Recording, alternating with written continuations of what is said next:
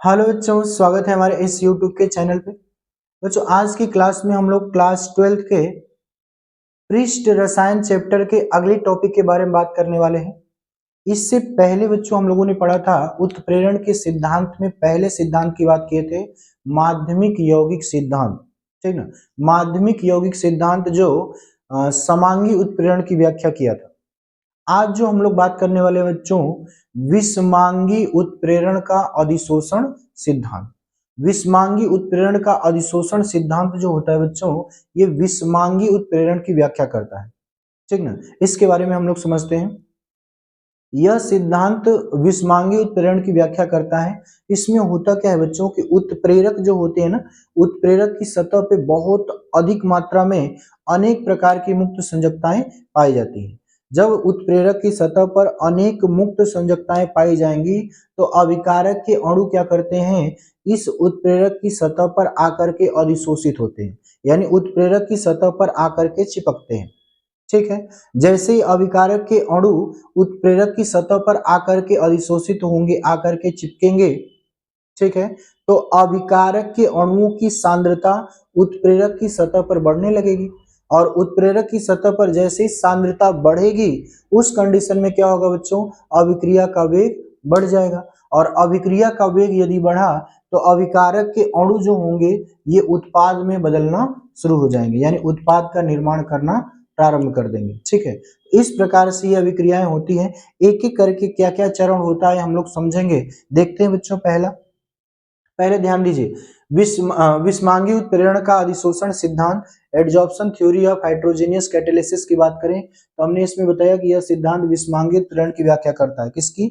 विषमांगी उत्प्रेरण की व्याख्या करता है। इसके अनुसार उत्प्रेरक की सतह पर अनेक मुक्त संयोजकताएं होती हैं। अभी हमने आपको बताया बच्चों कि उत्प्रेरक की सतह पर अनेक मुक्त संयोजकताएं क्या होती हैं, पाई जाती हैं, जिनके ऊपर अभिकारक के अणु अधिशोषित होते हैं। जो अनेक मुक्त संयोजकताएं होती हैं उनके ऊपर अभिकारक के अणु क्या होते हैं, अधिशोषित होते हैं। और अभिकारक के अणु जब अधिशोषित होंगे तो अभिकारक की सांद्रता सतह पर बढ़ जाती है। यानी जैसे जैसे उत्प्रेरक की सतह पर अभिकारक के अणु अधिशोषित होंगे, उत्प्रेरक की सतह पर अभिकारक के अणुओं की सांद्रता क्या हो जाएगी, बढ़ जाएगी। ठीक है। अतः अभिक्रिया का वेग भी क्या होता है, बढ़ जाता है। जैसे जैसे सांद्रता बढ़ेगी अभिक्रिया का वेग भी क्या हो जाएगा बच्चों, बढ़ जाएगा। और अभिक्रिया का वेग बढ़ेगा तो उत्पाद का निर्माण होना प्रारंभ हो जाएगा। देखिए, इसको हम लोग, इस क्रियाविधि को निम्न चरण में हम लोग समझते हैं क्या क्या होता है। सबसे पहले हम लोग एक एक करके देखते हैं। पहले क्या होता है बच्चों कि इस क्रियाविधि में, ठीक ना, सबसे पहले जो अभिकारक के अणु होते हैं ये उत्प्रेरक की सतह की ओर आना शुरू करते हैं। ठीक है। उत्प्रेरक की सतह की ओर आना प्रारंभ करते हैं और उत्प्रेरक की सतह की ओर आना प्रारंभ करने के बाद ये उसकी सतह पर अधिशोषित होने लगते हैं। और जब उसकी सतह पर अधिशोषित होंगे तो वहां पे मध्यवर्ती का निर्माण होता है। और मध्यवर्ती में क्या होता है बच्चों, मध्यवर्ती में अभिकारक के अणुओं के बीच में रासायनिक आबंध बनने लगता है। रासायनिक अभिक्रिया के द्वारा अभिकारक के अणुओं के बीच में रासायनिक आबंध बनना प्रारंभ हो जाता है। और जब रासायनिक आबंध बनना प्रारंभ हो जाएगा तो अभिकारक के अणु जो होंगे उत्पाद में बदलना प्रारंभ हो जाएंगे। और उत्पाद में बदलना प्रारंभ हो जाएंगे तो ये उत्प्रेरक की सतह को छोड़कर अलग हो जाएंगे।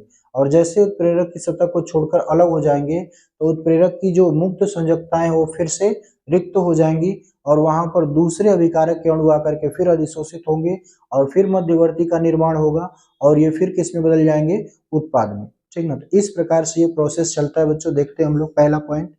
देखिए, उत्प्रेरक की सतह की ओर अभिकारक के अणु का आना, यानी पहले उत्प्रेरक की सतह की ओर अभिकारक के अणु आना प्रारंभ करते हैं।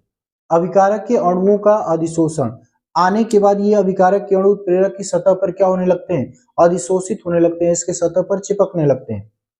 आगे क्या बोल रहा है बच्चों, अगले स्टेप में बोल रहा है कि ये मध्यवर्ती का निर्माण होना, यानी मध्यवर्ती का निर्माण करते हैं।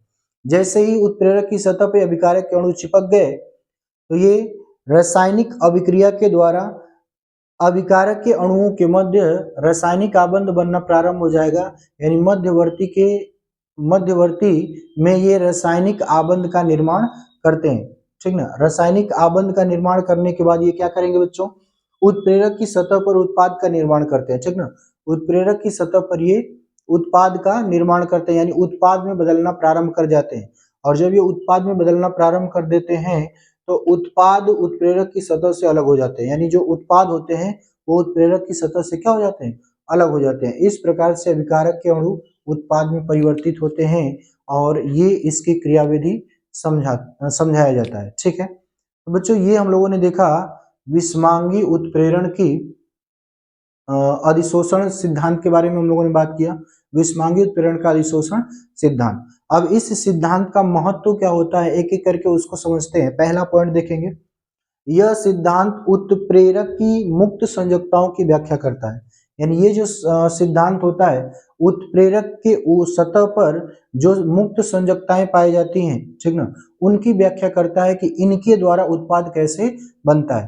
तो मुक्त संयोजकताओं को यह स्पष्ट करता है, मुक्त संयोजकताओं की व्याख्या करता है। दूसरा पॉइंट बोल रहा है कि यह सिद्धांत उत्प्रेरक की खुरदरी सतह पर स्थित सक्रिय केंद्रों की व्याख्या करता है, यानी कि उत्प्रेरक की सतह पर जो उभार गड्ढे होते हैं, उभार होते हैं या गड्ढे होते हैं, उनको हम लोग क्या बोलते हैं, सक्रिय केंद्र।